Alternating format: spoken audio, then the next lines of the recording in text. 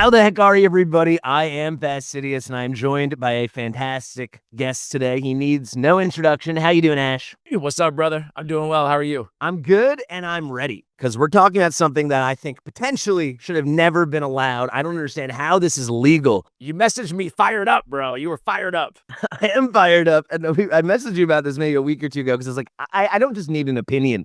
I need the expert opinion on this.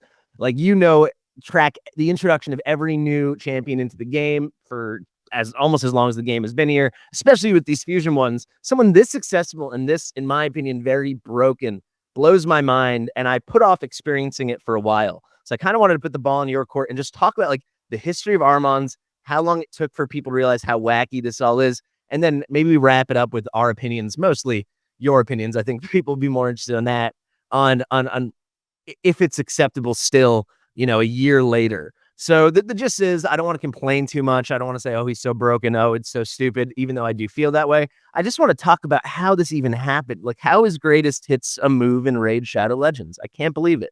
Yeah, dude, it was a huge power creep moment in the game, honestly, especially for the arena. And it was a fusion, as you know, and he was, so as you mentioned, a lot of people got their hands on this dude, which in a way was kind of it's glass half full or glass half empty, right? It was kind of a good thing because it was less frustrating if you have an Armanz too, I guess, to some extent at least.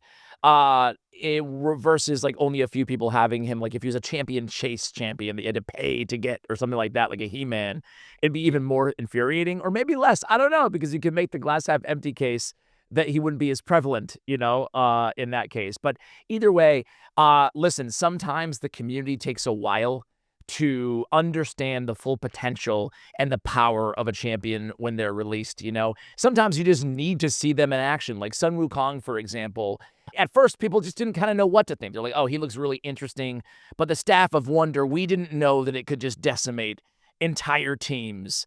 And reading that passive, at the time, there were no mechanics like this on Sun Wukong, where he would have 100% turn meter after 3 turns and come back to life, right? And we almost underestimated how long or how little of time 3 turns even is, right? It's like instantaneously almost, right?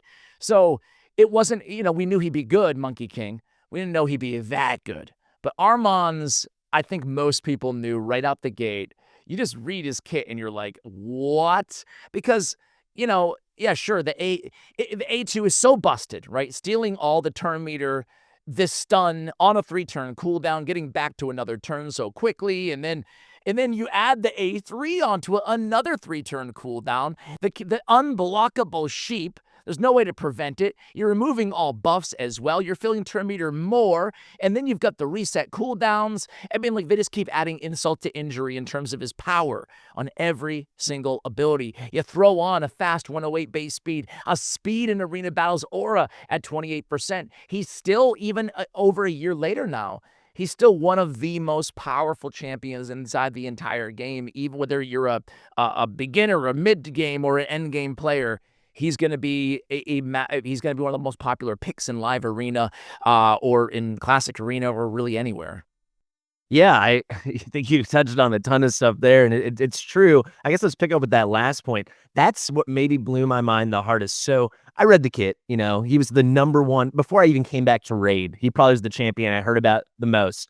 It was like, all right, you're going back to Raid, good luck with Armanz, right? That was kind of the sense of it. It made sense that it would be terrible for me, right? A new player, how can I deal with that? If he's fast, you're done. And I delayed experiencing it for a while, because I was like, if I see Armanz in Raid, I just won't fight him. I don't want to deal with that. But now I'm finally in gold 5. I'm on like day 50. I'm perma-locked out, right? If he's faster, it's over.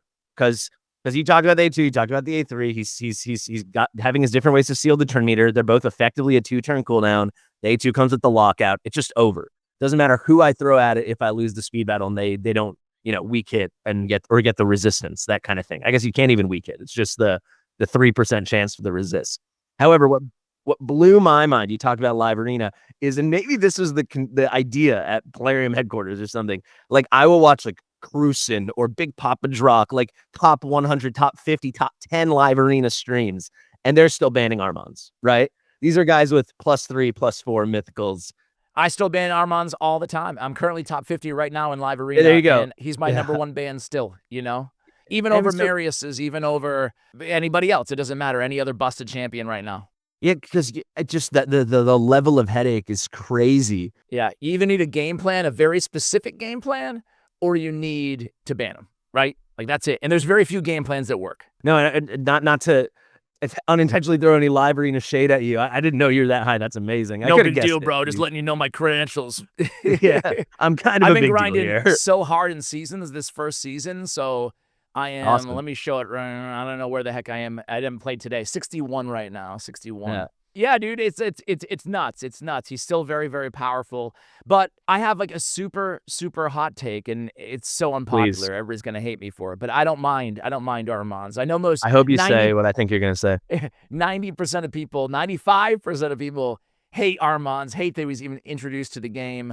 They're not a fan at all, and I can understand why. But I guess the fact that maybe it goes back to the fact, the same reason I play Raid Shadow Legends, bro, is I have a high tolerance for pain. You know, like, yeah, I've been around for a while, and I'm sure OG viewers, maybe some of them, maybe a few of them will feel the same way, but like, I've seen the Torments and people complain, and so have you. You were playing back when, you know. That was, that's when I started. I started like 3 weeks before the Torment fusion. So I know what you're going to say. I remember Torment, I remember the uproar, and I remember what they did. People were so mad, and they nerfed them, and they nerfed them, and they nerfed them, and people were mad at that too, you know, and then they added counterbalance measures out there in Stone Skin and whatever, and people were mad about that. They were mad about Sheep. They were mad about Armanz. They're mad about Polymorph. Like, well, I already said that. Like, I feel like they're mad about Hegemon back in those days too. People were really upset about Hegemon. Like, people were really mad at the automatic go first and everything's just a Hegemon, and then they were mad that the arena was so one-dimensional in terms of it was only a speed race for a long time before Stone Skin, you know. And I can understand those frustrations because, like, those are the metas, and that's the evolution of the metas in the game. But I found that, like, there's a billion things to rightfully complain about with Plarium, and it's infuriating working with a developer who does not listen to their player base as much as they should, frankly, you know. In my opinion, right? But I've come to have like a healthy tolerance or respect, maybe even, to these cycles of arena meta, you know, like the cycles of frustration, I guess, right? Because like now you can see they've introduced Stone Cleaver and Cracking Roots and ignore Stone Skin champions to combat the Stone Skin heavy meta, right? So like, and more buff removers and stuff like that. So like, and more responses to polymorph, cure Sheep champions, ways to feral gear to block polymorph, and it doesn't move at the speed that anybody's happy about. Like, people want quick solutions, but I've actually come to kind of understand a little bit more, or at least appreciate, I guess, the ebbs and the flows and the rising of the tide, I guess. I have a very Buddhist mantra mentality here. You found whatever raid nirvana bliss is. Maybe you've achieved it in the arena. So yeah, I don't know, man. I don't know if that's a hot take, and I don't know. I'm curious your take as well. But well, like, what's the take though? Like, do you think they should nerf him, or do you not? No. Okay. Do you? I do think they should. Well, you know what it is? I think, you know, maybe they shouldn't. You know, they made their bed. You got to sleep in it. I'm kind of that opinion with developers. But God, I didn't think I would have to answer the question. I guess I should have known I would. It was my video idea. Putting you on the hot seat now, bro. Gun to my head, they shouldn't. So I thought that's what you were going to say. Well, and I think probably that's unpopular. I think it's just anything that's gone on for that long. How do you nerf something a year later, especially a toy not everyone, I don't, but you know, a lot of people have and worked hard to get and play with. But maybe this is how we can bring it home.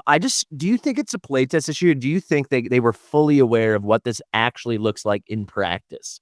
That's a great question, honestly. That they're truest Krakens and whales and top players and experts and this, that, and the other. This one guy who they gave as a freebie. I know I heard the fusion was hard, but I mean, we know it's a freebie if you're ready and you're prepared. And he was an 5th anniversary, right? So people should have been prepared. Yeah, definitely more accessible than your average busted champion for sure. You know, infinitely more, even than like a Tormund back in the day, right? Because there's a bunch of voids you had to get. It was early on in the game. No one really knew how to approach a hard fusion. That arguably, besides the Foley madness, was the first hard fusion ever. Like, it kind of everyone that wanted him got him if they were prepared, and now they have him. So there's a real haves and have-nots. I wonder if they had a true vision of what this would look like, that it doesn't matter, again, to bring it back to like your Krakens, your top players, this, that, and the other, or your ultimate newbies. It's like, you know what? 28% Aura's good enough for me. Let me win this speed battle and let it all be over. And let me just greatest hits this thing to the turf. To bring it home, gun to your head, do you think they really knew what this would look like, how the existence of Armanz in the game would manifest in daily gameplay, that everything from the ultimate newbie to the ultimate crack and top player would just be deferring to this easy mode, full lockout, crazy CC monster champion. Like, to me, it's so obvious. Like, I hadn't played Raid in 2 or 3 years. I'm sure to you it was even obvious-er. You read the kit, you go, oh, so that's how this annoying nightmare will work. But do you think they did feel that way, or they were just like, oh, that's a fun move, and we'll call it greatest hits, and he'll strum a guitar? Like, what do you think? It is hard to say, bro. It is hard to say as I'm drafting against we're drafting against Armanz in the back. We'll probably ban him. But dude, it is hard to say, man. I think for a fusion, golly, you'd sure hope they tested, right? You sure hope there was extensive testing on a fusion. A brand new obscure Force Affinity Organ Tribe champion, maybe not so much, but a fusion with that much power potential, one would think they did extensive testing and they intended for him to be a new level of power creep into the game. I think that my gut tells me is they knew he'd be super, super powerful, but not this powerful, like not this prevalent, and, still be a top option even for end game whales, I maybe, because like, if you looked at the rates, I'm not sure if they're still the same. I haven't looked in a while, but if you looked at the live arena win rates and ban rates, it was just not even win rates, because it's impossible to make any sense of that number given how often he's banned, right? He's like, you can't win with him if no one is letting you use him. Exactly. But to have ban rates that far surpass all the other busted champions in the game, your Marishkas and your Tarases and your Sifis and your lockouts that generally have high ban rates, your Warlords and your Yamekos and your Crixias, but to be sky high over those champions, I think that it probably, I could be wrong, but it probably also surprised them, How could it not? I mean, if they really intended for him to be that busted, then, man, that was a bold move. But, I don't know. What do you think, man? I think without a doubt, there's no way they tested this. Or if they tested it, it was not sufficient. It was insufficient. I cannot imagine for the life of me. Like, I think we kind of said everything I want to say, but in a far more eloquent and polite way.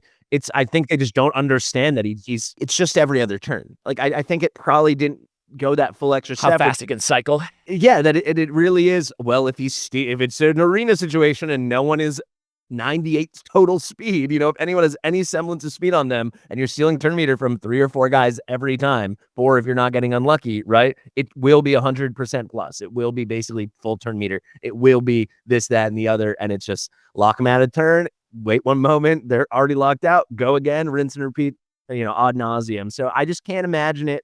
I guess if I want to defend them, and I guess I will choose to do that.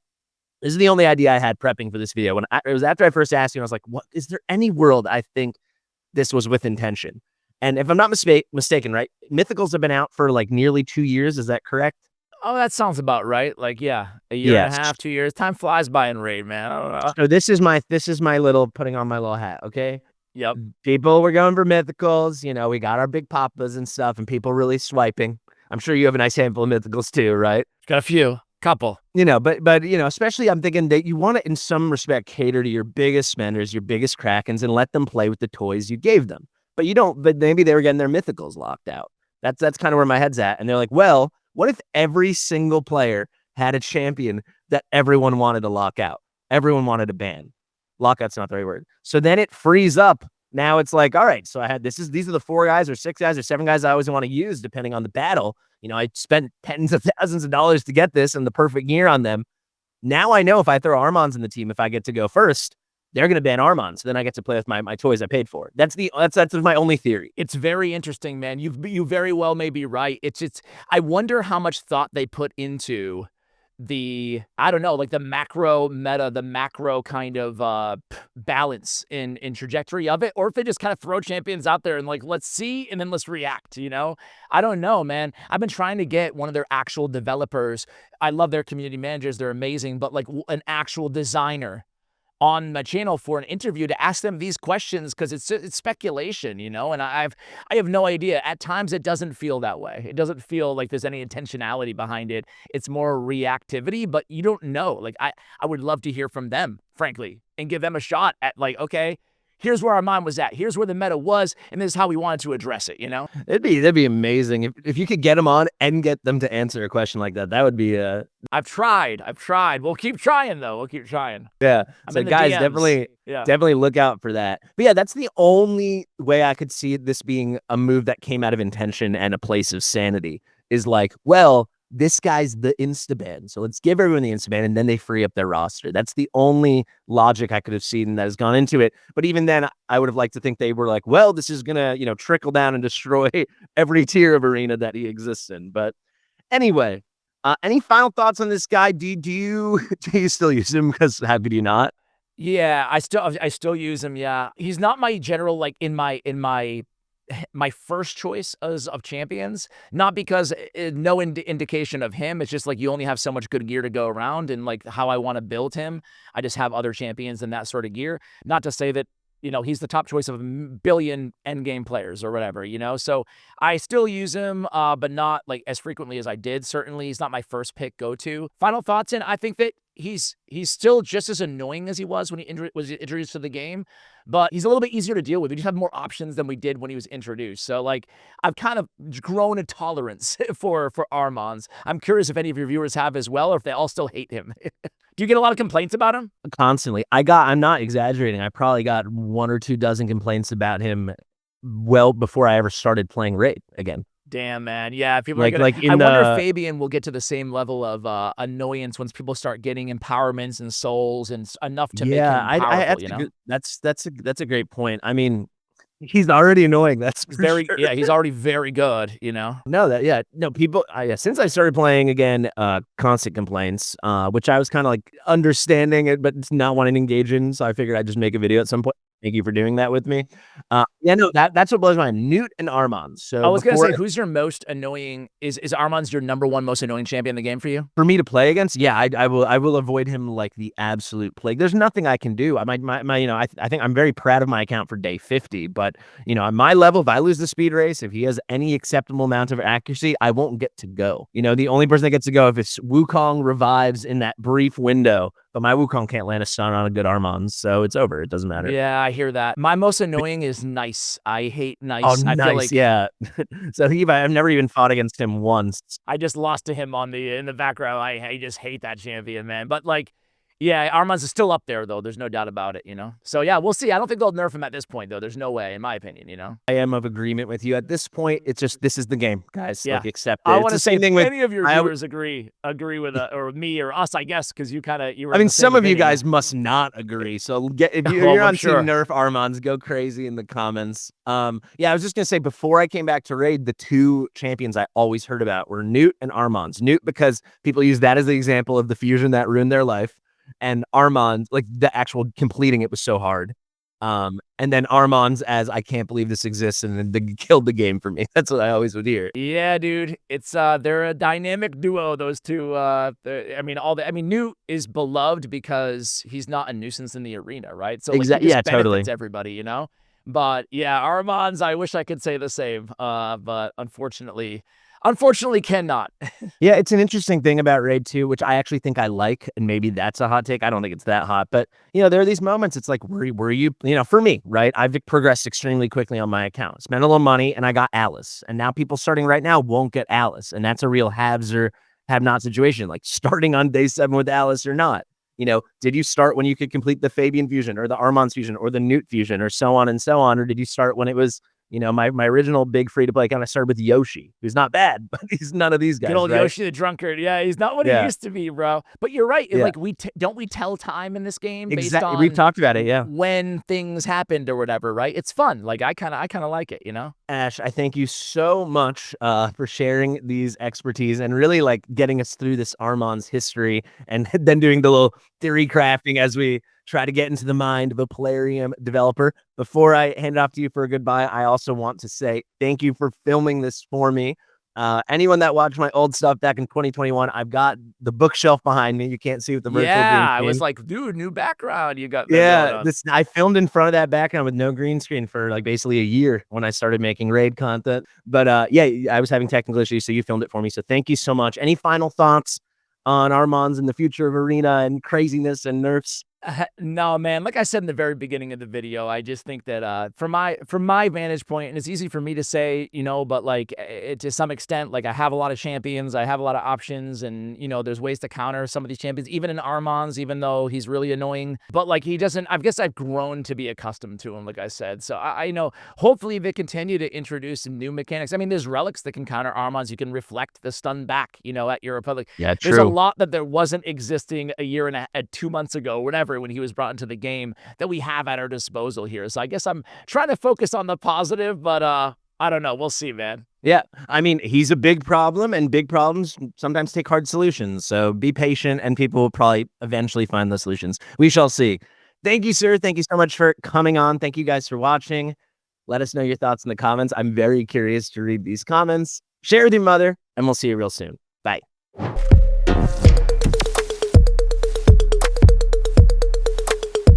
Fastidious.